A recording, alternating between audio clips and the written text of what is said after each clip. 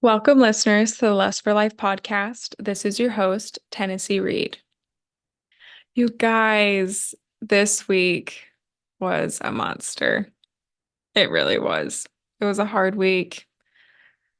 It was the first time in about 5 months that I felt like I completely, basically resorted back to my old thoughts and my old ways. And I very much felt like a hypocrite this week. I really did.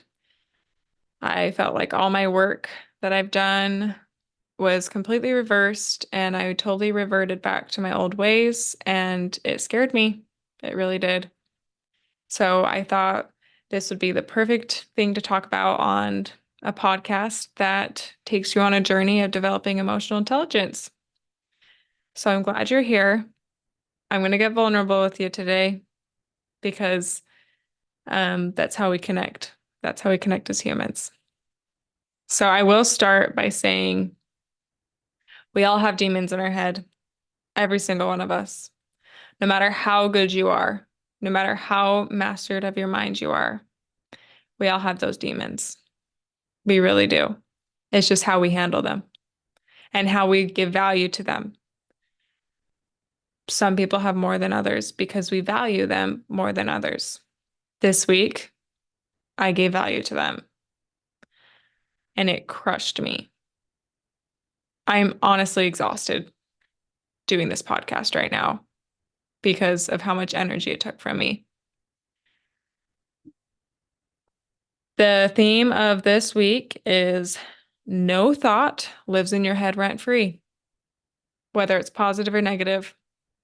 You're either moving forward or you're moving backward or you're sinking. There's no such thing as stagnation in life. There's no such thing as stagnation in self-improvement. You're either moving forward on that beach, but if you stop walking, that wave is going to swipe you right through. And I stopped this week and I sunk in the sand and got wrecked by the waves. I had a really hard week. I had some interactions with individuals that really crushed me. And I was giving energy to things that just absorbed my energy and it was not reciprocated. And this has been building up the last few weeks, but it really, really hit me this week. I was not addressing the last few weeks. I wish I would have because I feel like it wouldn't have built up so high. So quick side lesson is if things are not going well, nip it in the butt right away so that it doesn't build up because I promise you it will come bite you later. So if something is bothering you, say it right then, nip it in the butt, talk about it, have that crucial conversation. I did not have that crucial conversation and it completely wrecked me this week and I chose to give value to negative thoughts. So like I said, I had some really tough interactions with individuals this week and I reverted back to my old ways. I really fixated on the things that they were doing wrong instead of the things that they were doing right and what I was grateful for. I really fixated on them. And when I fixate on things in my old ways is I blow things out of proportion. I think about it and then I think about it and I think about it some more until it's like days later. And I'm like, I've literally lost sleep. I've lost energy. I'm not eating well. I'm not exercising. I'm not motivated to get up in the morning. Everything is lost because I gave 10 minutes to my husband and said, I need you to listen to me for 10 minutes. And I just vented for 10 minutes maliciously because I just needed to let it out. But I did not end it at 10 minutes. I continued to think about those negative thoughts and they ate at me. That was not rent free. That was not rent free at all. Like I said, I'm exhausted doing this podcast tonight. Something that I really learned this week is positivity and bringing positive energy takes a lot of energy. It's easy to be negative. It's really easy because it's our default as humans. It really is. Our default as a human is suffering and sadness and making ourselves victims because that's what we're used to. We're familiar with that. And we are definitely creatures of habit. So we love being miserable. We love being miserable and it's easy because we've practiced it so many times. We have practiced it, and I did for 22 years. 22 years. So being positive takes energy. It also gives you energy too, though. So being miserable is easy, but it drains you of energy. Being positive, you have to put energy into it, but it builds you up. It gives you energy. So it's a sacrifice. So I gave these thoughts, these negative thoughts, a lot of value, and they really, really destroyed me. They really did. And I didn't even want to get up in the mornings. I didn't want to exercise in the mornings. And I felt guilty for being the way I was. I feel like I had come so far. I was, preaching on my podcast, and then all of a sudden I got hit by a train this week with negativity, and I gave value to it. I did. And I was worried I wasn't going to get out of this funk. So I thought, like how am I going to get out of this funk? How am I going to do it? And I thought, I'm going to serve those people that I am thinking about negatively. I'm going to serve them. So I took a couple hours and I wrote them letters of all the things I appreciated about them. And I sincerely meant it. I sincerely meant it. And I didn't even need to give them those letters for me to know how much those helped me. It really put a new perspective in me of what they provide to the table and really focus on what they are doing right and love them for that. And also, like, just because someone, is doing something wrong doesn't mean that a crucial conversation can't take place and be fixed. It may not be the right time, but that doesn't mean that can't happen. So I really learned to serve those individuals this week. And I think that was kind of the boost to kind of get me out of my funk. It really was. It really boosted me forward. It got me out of my own head and it got me thinking about others. So that's another one of my backstops I'm going to add for myself is, my first one was exercising, getting outside. And my second one is serving others and getting out of my own thoughts and victimizing thoughts. Because you can't victimize yourself when you're serving others. You can't be miserable when you're helping others. So I encourage you to also think about that. Is that something that would help you? Have you ever tried it? It's not easy to get started when you're in negative thought process to jump up and go serve someone. It takes energy because it's positive. It takes a lot of energy, but it gives you energy. The universe and God gives you that energy back.